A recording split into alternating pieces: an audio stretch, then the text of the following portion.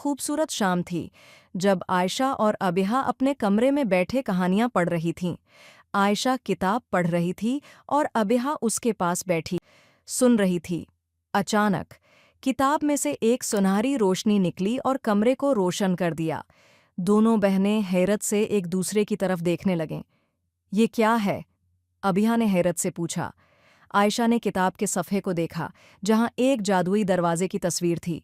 जैसे ही आयशा ने दरवाजे को छुआ, वो हकीकत में नमूदार हो गया। क्या हम उसे खोल कर देखें? आयशा ने पूछा। ज़रूर, ये तो बहुत दिलचस्प लग रहा है, अबिहा ने खुशी से जवाब दिया। आयशा ने दरवाज़ा खोला और दोनों बहनें रोशनी के दायरे में लपट गईं। जब रोशनी खत्म हुई तो खुद को एक खूबसूरत जादुई दुनिया में पाया, जहां रंग बरंगे फूल, चमकती हुई नहरें और परियां थीं। जब आयशा और अबिहा ने इस दुनिया की खूबसूरती को देखा तो वो बहुत खुश हुए।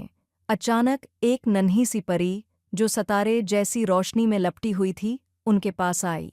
परी ने अपना तारुफ कराते हुए कहा, मेरा नाम हिबा है और ये जादुई दुनिया नीलम नगर है, लेकिन हमें तुम्हारी मदद की ज़रूरत है।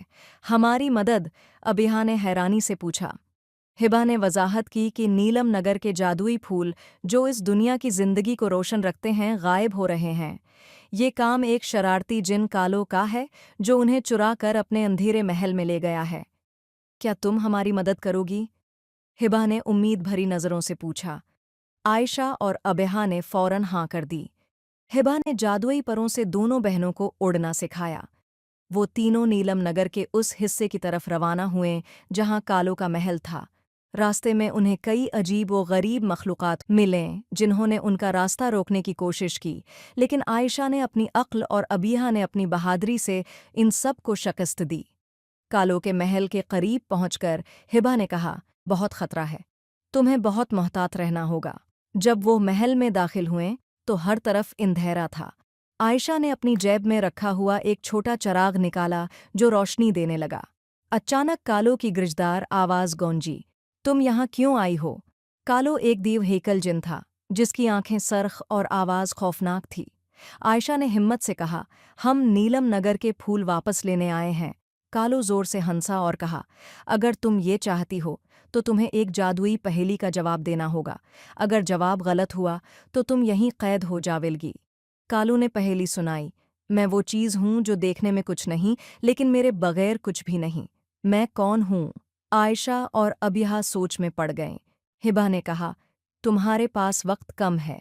आयशा ने गौर किया और कहा, ये आसान है, जवाब अंधेरा है। कालो हैरत से बोला, ये जवाब दरस्त है, लेकिन तुम्हें एक और इम्तिहान देना होगा।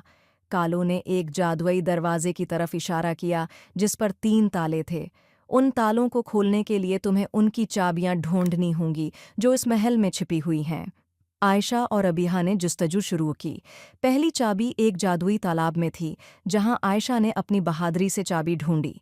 दूसरी चाबी एक उड़ते हुए ड्रैगन के पास थी, जिसे अबिहा ने चालाकी से लिया। तीसरी चाबी कालो के खजांचे में थी, जिसे हिबा ने अपनी चालाकी से चरा लिया। जब तीनों ने चाबियां जमा कीं और ताले खोले, तो जादुई फूल एकदम से नमूदार हो गए।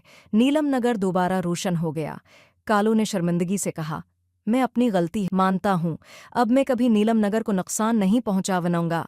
हिबा ने आयशा और अबिहा का शुक्रिया अदा किया और इन्हें जादुई दरवाजे के जरिए वापस उनके घर पहुँचा दिया। आयशा और अबिहा ने अपनी ये जादुई मुहिम किसी को न बताने का फैसला किया, लेकिन उन्होंने ये सीखा कि बहादुरी और अक्ल के जरिए कोई भी मसला हल किया जा सकता है।